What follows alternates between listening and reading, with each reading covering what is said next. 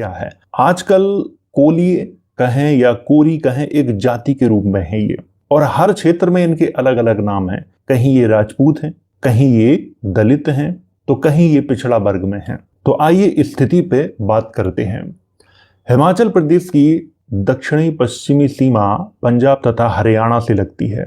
यहाँ के कोली लोग इन प्रदेशों के सीमा क्षेत्रों में यत्र तत्र जाकर बस गए। यहाँ तक उत्तराखंड का प्रश्न है, उसके पर्वतीय ग्रामों कस्बों में तो कोली लोग ही बसे हुए हैं। मैदानी क्षेत्रों में भी उनकी छितरी हुई बसावट मिल जाती है। देहरादून के निकट के पर्वतीय ग्रामों में वे छोटी मोटी पर्वतीय भूमि को समतल कर खेती कर लेते हैं और दुकानदारी भी करते हैं। अन्यथा शहर में जो भी मजदूरी मिलती है वह कर लेते हैं। वैसे पूर्व से पश्चिम तक के संपूर्ण हिमालयी क्षेत्र में कोली लोग बसे हुए हैं। नेपाल के तराई क्षेत्र में तो हैं ही, भारत के अन्य क्षेत्रों में भी कोली लोग बसे हुए हैं। उत्तर प्रदेश का पश्चिमी क्षेत्र, जिसका बहुत कुछ हिस्सा नए उत्तराखंड में चला गया है, वहां के कोली लोग अपने आप को क्या कहते हैं? भुइयर कहते हैं। ये भुइयर शब्द बहुत ही महत्वपूर्ण है, इसको आप लोग ध्यान रखें। कुछ इतिहासकारों ने इसको भूमिहार भी लिख दिया है, इसे भी आपको समझना होगा। आज के पूरे उत्तर प्रदेश में भी इनकी संख्या कम नहीं है। यहाँ इन्हें कोली कोलिय ना कहकर कोरी कोरिया कहते हैं। ये बात बिल्कुल सही है, उत्तर प्रदेश में इन्हें कोरी कोरिया ही कहा जाता है। और आप लोग ऐसा ना समझें कि कोली और कोरी अलग अलग हैं, बिल्कुल नहीं है।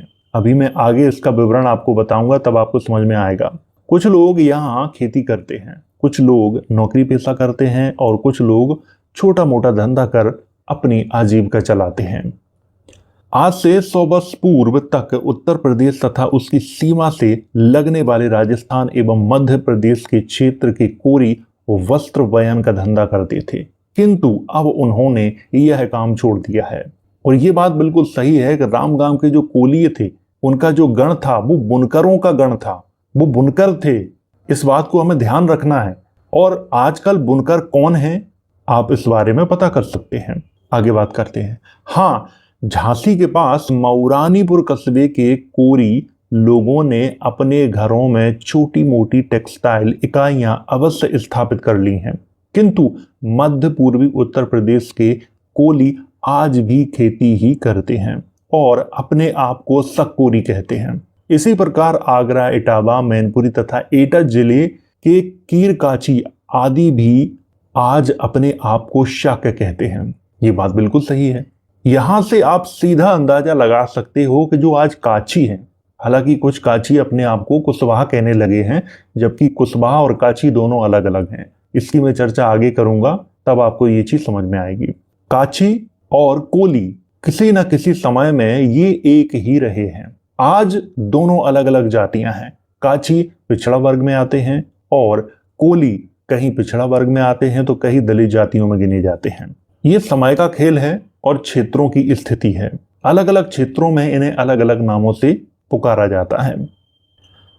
कुछ लोगों ने अपने आप को काची से कुशवाहा कर लिया है, स्वयं को अयोध्या के राजा राम के पुत्र कुश का वंशज मान लिया है, जबकि काचियों का राम के पुत्र कुश से कोई भी संबंध नहीं है। ब्रिटिश काल में निचली जातियां अपने अधिकारों की मांग करने लगी थी। इसी कारण कुछ शातिर लोगों ने निचली जातियों में फूट डालने के लिए काची जाति को कुश का वंशज और अहीर जाति को कृष्ण का वंशज बताना प्रारंभ कर दिया था। यह दोनों जातियां इस षड्यंत्र का शिकार हुई। इसी तरह मध्य प्रदेश के कोली या कोरी भी अपने को कुशवाही कहते हैं, किंतु बिहार की जो स्थिति है वो बिल्कुल अलग है। अब आपको पता चला कि काचियों ने जो कुशवाहा लिखना प्रारंभ किया है वो कब से किया है? अंग्रेजों के समय से। और आजकल इन्होंने कुशवाहा लिखना जो प्रारंभ किया है उसका कारण जानते हो क्या है? उसका कारण ये है कि ये अपने आप को किससे जोड़ने लगे हैं? राजस्थान के कछवाहा राजपूतों से। जबकि कछवाहा राजपूत हैं वो बहुत बाद के हैं और काची ये लोग बहुत प्राचीन लोग हैं, लेकिन आजकल ये अपने इतिहास को जानते ही नहीं हैं। यहां कोलीय शब्द कोयरी या कोयरी में परिवर्तित हो गया है। कहां? बिहार की बात हो रही है। कोयरी खेती बाड़ी का काम करके सब्जियां पैदा करते हैं। ये अपने आप को मौर्य भी मानते हैं और इसीलिए ये अपने नाम के सामने मौर्य लगाने लगे हैं। ये बात बिल्कुल सही है कि आजकल जो कुशवाहा हैं वो स्वयं को कोयरी, कोली भी मानते हैं। इसका कारण जानते हो क्या है? इसका कारण यही है, ये स्वयं को कोलियों का वंशज मानते हैं, जबकि कोलीय बुनकरों का गण था। ये आपको ध्यान रखना है। उत्तर प्रदेश के झांसी जिला में पूरन कोरी और उनकी पत्नी गंगाबाई, जिन्हें झलकारी बाई के नाम से भी जाना जाता है, उनका नाम स्वर्ण अक्षरों में अंकित है। और झलकारी बाई को हम सब लोग जानते हैं। झलकारी बाई कोरी जाति की थी। यहाँ शाक्य कोलियों से मिलकर बनी उनकी 3 उपजातियां हैं। कहाँ? झांसी जिले में। धीमान, बनोधिया तथा अहिरवार। यहाँ कोरी और अहिरवारों को चमारों की एक उपजाति माना जाता है। ये बात बिल्कुल सही है, कोरी और अहिरवारों को चमारों की उपजाति माना जाता है झांसी जिले में। यहाँ पर मैं चमार शब्द का प्रयोग कर रहा हूँ एक एजुकेशन के तौर पे। वैसे SC/ST एक्ट के तहत ये कहना सही नहीं है, लेकिन मैं यहाँ पे एक एजुकेशन की दृष्टि से, किसी को अपमानित करने की दृष्टि से नहीं कह रहा हूँ। तो यहाँ पर आप इस चीज का ख्याल रखें। जातियों की जो स्थिति है वो क्षेत्र पर निर्भर करती है। उत्तर प्रदेश में ही कोली और कोरी एक ही जाति है, और जब SC का सर्टिफिकेट बनता है तब कोरियों को तो SC का सर्टिफिकेट दिया जाता है, लेकिन कोलियों को नहीं दिया जाता है। ये काम सरकार का है, लेकिन सरकार इस काम को नहीं करती है। सरकारें खुद चाहती हैं कि जातियां कभी एक ना हों और वो आपस में यूं ही बिखरी रहें ताकि उन्हें फायदा हो। अगर आप ये सोचते हैं कि हमारा इतिहास सरकार बताएगी, तो आप ये उम्मीद छोड़ दें। आप अपनी जाति का इतिहास खुद ही खोजें, तभी आप अपनी जाति का इतिहास जान पाएंगे, अन्यथा नहीं जान पाएंगे। किसी न किसी समय में ये सारी जातियां एक रही होंगी, और ये अंतर इसलिए है कि जहां पर उनकी स्थिति अच्छी है, यानी जिस क्षेत्र में उनकी स्थिति अच्छी है वहां वे उच्च जाति के हो गए, जहां उनकी स्थिति अच्छी नहीं है वहां उन्हें अछूत जाति में डाल दिया गया। जबकि ये सभी जातियां एक ही मूल पुरुष की वंशज हैं। राजस्थान में आकर बसे कोलिये बहुत बाद के खेमे हैं। ये यहाँ कोई शासन करने की नियत से नहीं आए थे, किंतु कमाने खाने के लिए आए थे। धीरे धीरे धौलपुर, भरतपुर में बसते हुए करौली, अलवर, दौसा के कुछ इलाकों में आकर बस गए। इसके बाद इन्होंने सवाई माधोपुर व जयपुर के कुछ क्षेत्रों में प्रवेश किया और वहां से कुछ लोग समूहों में बंटकर टोंक, बूंदी, कोटा के इलाकों में निकल गए और कुछ बूंदी से लगते हुए भीलवाड़ा के ग्रामों में चले गए। कुछ लोग झांसी होते हुए मध्य प्रदेश में आ गए और मध्य प्रदेश से लगते हुए जंगली इलाकों को पार कर झालावाड़ के मनोहर थाना, इकलेरा, झालरापाटन, खानपुर, भवानी मंडी, पिंडवाड़ा तथा डग क्षेत्रों में आकर बस गए। झालावाड़ जिला कुल भी बौद्ध गुफाओं के लिए प्रसिद्ध है। हो सकता है यहाँ बौद्ध संस्कार कोलियों के साथ ही आए हों। यह सत्य है कि कोलिय अर्थात कोरी इस देश के प्राचीनतम विशुद्ध खत्तियों में से एक हैं। राजपूतों का क्षत्रिय जाति के रूप में उद्भव तो ईसा के बहुत बाद का है। यहाँ पे आपको ये चीज ध्यान रखनी है कि कोली अर्थात कोरी इस देश के प्राचीनतम विशुद्ध खत्तियों में से एक हैं। मैंने आपको अपने बहुत सारे वीडियो में ये बात बताई भी है कि आज जिन्हें हम निचली जातियां समझते हैं, जिन्हें हम अछूत समझते हैं, प्राचीन समय में उनके पूर्वज राजा महाराजा थे, लेकिन इन जातियों के साथ धोखा कर करके इनके राज्यों को छीना गया और आज उनकी स्थिति ऐसी है कि उनके पास खेती भी नहीं है, घर भी नहीं है और खाने को खाना भी नहीं है।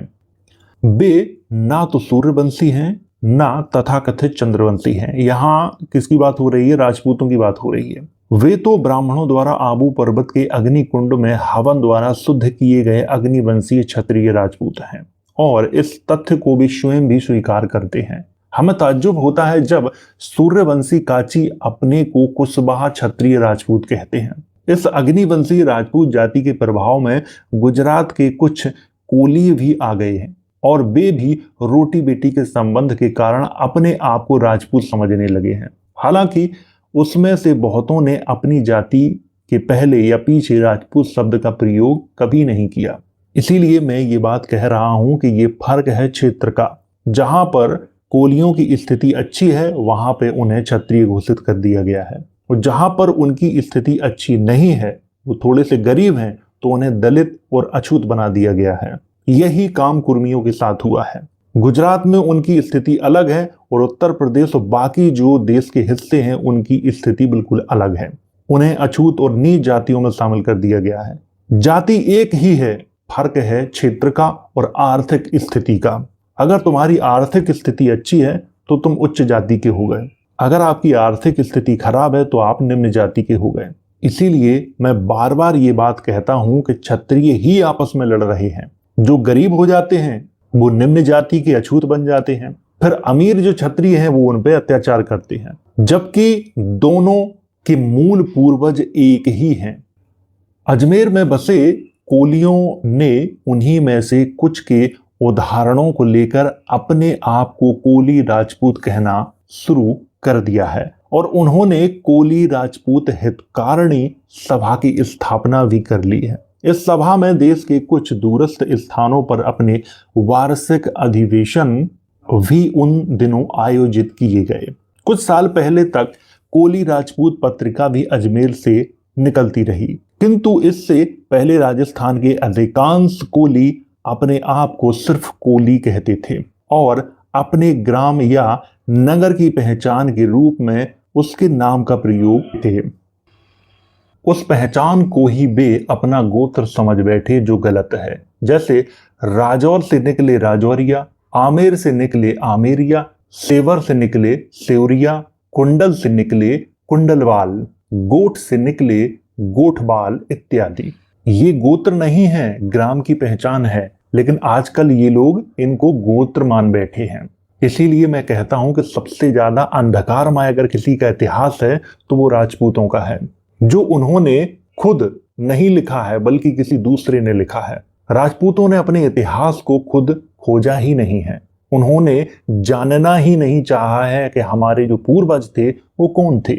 उन्हें तो जो इतिहास दिया गया उन्होंने उस इतिहास को स्वीकार करके उसी परंपरा को अपने अंदर धारण कर लिया है। इसीलिए सबसे ज्यादा आज भ्रम में कोई अगर जाति है तो वो राजपूत हैं। उन्होंने खुद को पहचाना ही नहीं है, खुद के पूर्वजों के बारे में जानने का प्रयास ही नहीं किया है, और आज दिन तक वो अपने पूर्वजों का इतिहास जानने का प्रयास नहीं कर रहे हैं। आइए आगे बात करते हैं। गोत्र तो अपने किसी पूर्व पुरुष के नाम से चलता है। रोहिणी नदी के पूर्व का महाराजगंज जिला तथा दक्षिण में गोरखपुर जिले के ग्रामों में इन्हीं की अधिक संख्या आबादी बसी हुई है और ये पटनवार के नाम से जाने जाते हैं। गोरखपुर में जाना कोरी जो जाति के लोग हैं या कोली जाति के लोग हैं वो कौन है पता करना।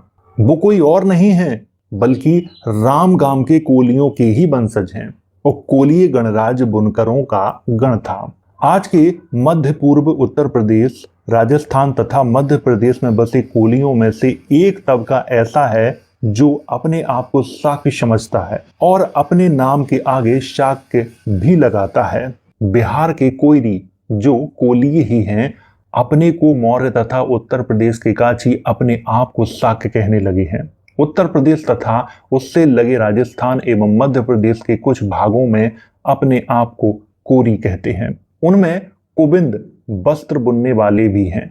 वस्त्र बुनने का जो पेशा है उनका खानदानी है, क्योंकि कोलीय जो गण था वो बुनकरों का गण था। वैसे भारत के प्रसिद्ध इतिहासकारों ने प्राचीन सूर्यवंशी शासक जातियों मल्ल, लिच्छवी, कोलीय, शाक्य, वुलीय, मौर्य आदि को ट्राइब्स अर्थात आदि मूल खत्तीय प्रजाति ही कहा है।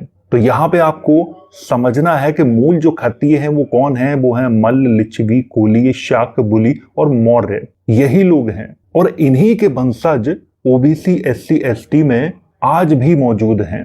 मल्ल, लिच्छवी, कोलीय, शाक्य, बुलीय, मौर्य इन्हीं के वंशजों को जातियों में बांटा गया है और आज जाति एक गंभीर समस्या बन चुकी है। और ये जातियां इतनी गंभीर हैं कि अपना इतिहास भी नहीं जानती हैं, लेकिन आपस में द्वेष खूब रखती हैं, जबकि इनके जो पूर्वज थे वो एक ही हैं। तो ये तो था कोलियों का इतिहास और इसमें जो महत्वपूर्ण जानकारी थी वो मैंने आपको बताई है। तो उम्मीद है ये वीडियो